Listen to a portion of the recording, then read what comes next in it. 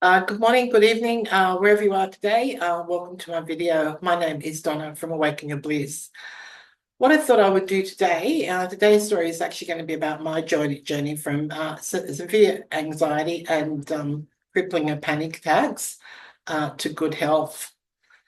So I was actually 35 at the time, and it was Christmas of my 35th year. And I woke up and I'd had this really bad dream where I'd been driving down a really, really steep hill, and this truck was on my tail, and I felt like I was out of control. So that day, I actually got up and I was heading down the coast. Like I say, it was Christmas time, and I was going down to visit some friends down at Windang. Now, I went down to Windang, and to do that, I had to go down Bulli Pass. And anybody in New South Wales possibly knows Bulli Pass. It's a 5 kilometre descent, really, really steep and really quite dangerous. There's been many people's lives taken on that road. So as I was going down there, I started to experience my dream from the night before. This really large truck was tailgating me, and I just felt completely out of control. I managed to get to the bottom, get to Windag, and I had really, really high anxiety, and I was suffering all week. And eventually, it was time to come home, and I had to get back in my car and do Bullock Pass again. This time I'd be going up, which would be a bit easier. But I got home on the Sunday and was due to go back to work Monday morning. And when I woke up, my pillow was absolutely saturated. I've been crying, and I was a complete mess. One can only say that I had a breakdown, so I was in a really bad state. Fortunately, my phone was by my bed, so I rang home, and my dad answered the phone.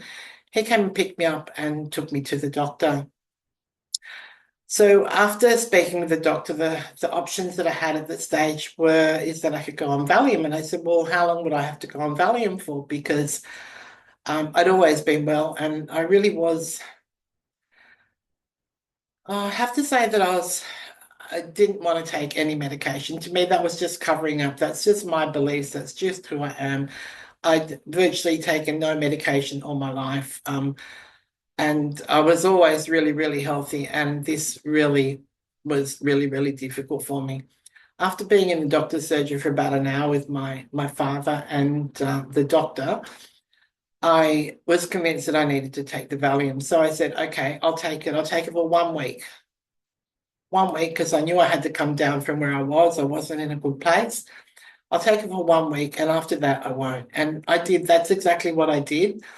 And for the next probably 7 years, that was in those tablets were in my bag, but I never, ever, ever took another one. Many days that I was so close to it, but I just refused. I just decided that I need to figure out what this was from. Why was I so sick? Why was I physically out of control?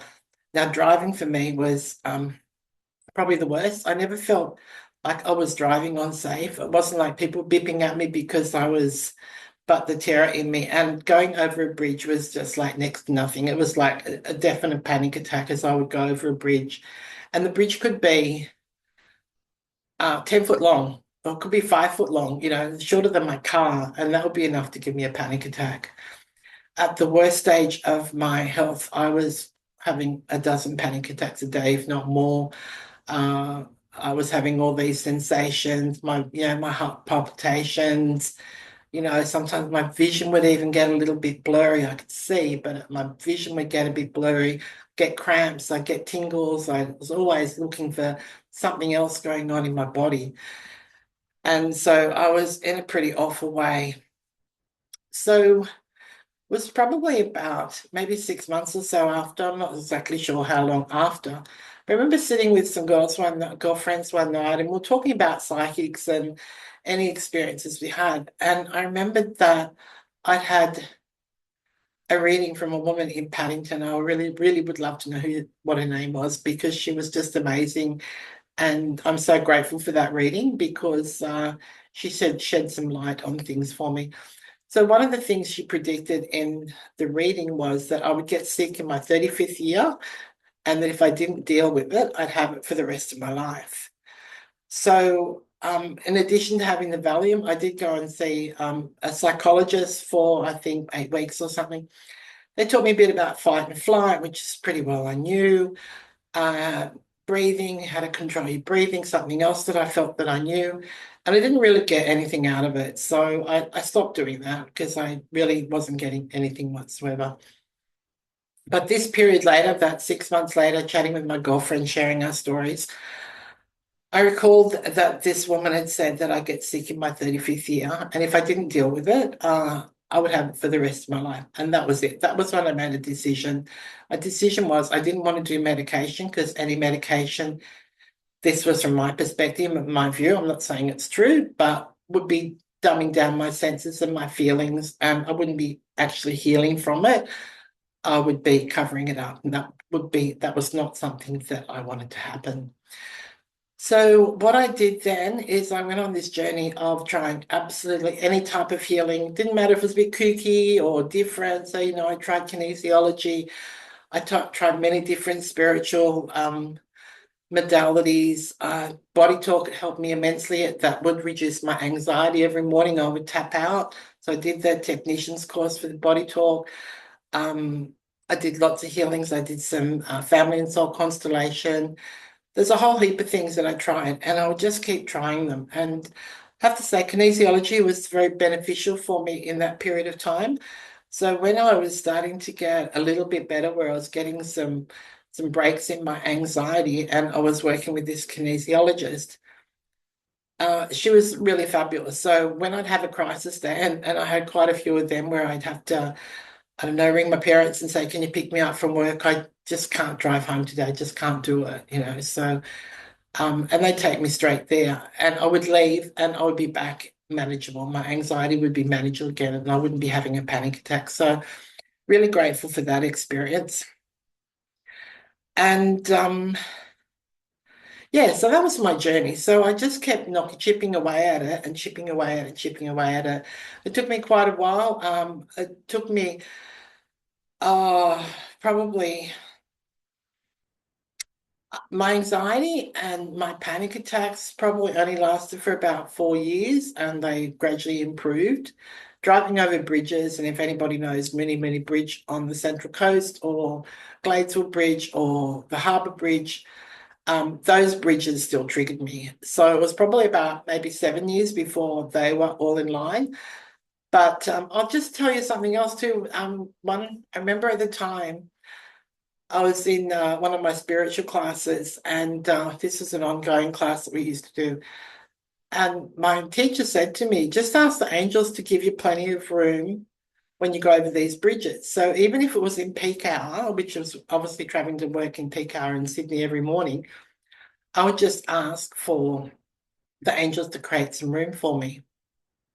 So what would happen is that I'd have a car go shoot past me, but I would never have any cars behind me. They would give me like maybe 5 to 10 car lengths behind me, depending on how sick I was that morning or how my anxiety was that particular day, to the amount of room they would give me.